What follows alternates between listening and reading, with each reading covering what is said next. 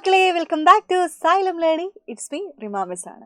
Okay, ഇന്ന് miss discuss ചെയ്യാൻ പോകുന്നത് മാർജിനലൈസേഷൻ അല്ലെങ്കിൽ എന്താണ് അരികുവൽക്കരണം എന്ന് പറഞ്ഞുള്ളതാണ് മിസ് ഡിസ്കസ് ചെയ്യാൻ പോകുന്നത്. യെസ്, നമുക്ക് നോക്കാം എന്താണ് അരികുവൽക്കരണം എന്ന് പറഞ്ഞാൽ.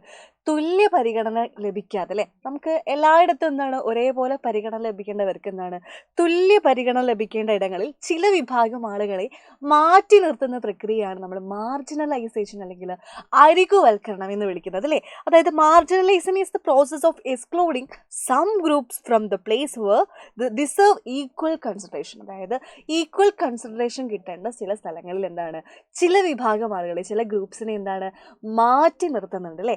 ആ ഒരു വിഭാഗത്തെയാണ് നമ്മൾ അല്ലെങ്കിൽ അതിനെയാണ് നമ്മൾ മാർജിനലൈസേഷൻ അല്ലെങ്കിൽ അരികുവൽക്കരണം എന്ന് പറയുന്നത്. നമ്മുടെ സമൂഹത്തിൽ ഒരുപാട് പേര് ഇങ്ങനെ എന്താണ് യെസ് അരികുവൽക്കരണം നേരിടേണ്ടി വന്നിട്ടുണ്ട്. അത് ആരൊക്കെയാണെന്നാണ് ഇനി പറയാൻ പോകുന്നത്, ശ്രദ്ധിക്കണം. ഓക്കെ, ആരൊക്കെയാണ്? യെസ്, ദളിതരുണ്ട് അല്ലേ, ദളിത്സ് ഉണ്ട്. ദെൻ ആരാണ്?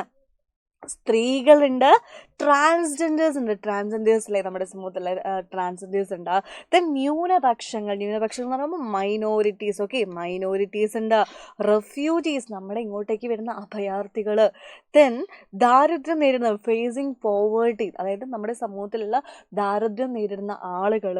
ദെൻ ജയിൽ മോചിത, ജയിലിൽ നിന്നൊക്കെ ഒരു കുറ്റം ചെയ്ത ആളുണ്ടാവില്ലേ, അയാൾ വീണ്ടും ജയിൽ മോചിതനായി വരുമ്പോൾ അയാൾ എന്താണ് മാറ്റി നിർത്തപ്പെടുന്നുണ്ടല്ലേ, അയാൾക്ക് നന്നാവാനൊരു അവസരം കൊടുക്കാതെ അയാൾ ഇപ്പം നന്നായാൽ പോലും എന്താണ് സമൂഹത്തിൽ അയാളെ മാറ്റി നിർത്തപ്പെടുന്നുണ്ട്.